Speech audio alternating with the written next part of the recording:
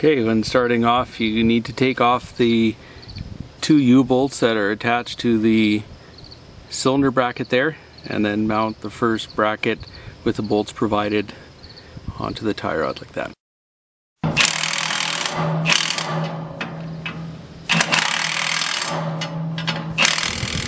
Okay, next you put on the flat iron for the brace. Just put the bolts in there, keep them loose until you get the next bracket put on there, and then you tighten everything up once the next bracket's mounted.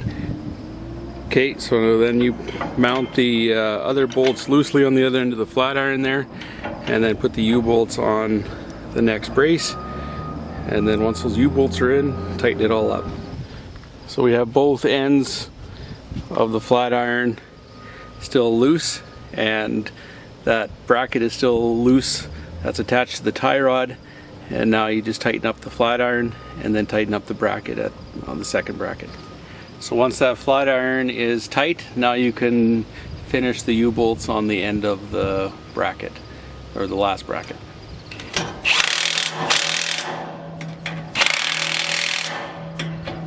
Helps to use extension on the impact for some of those U-bolts there.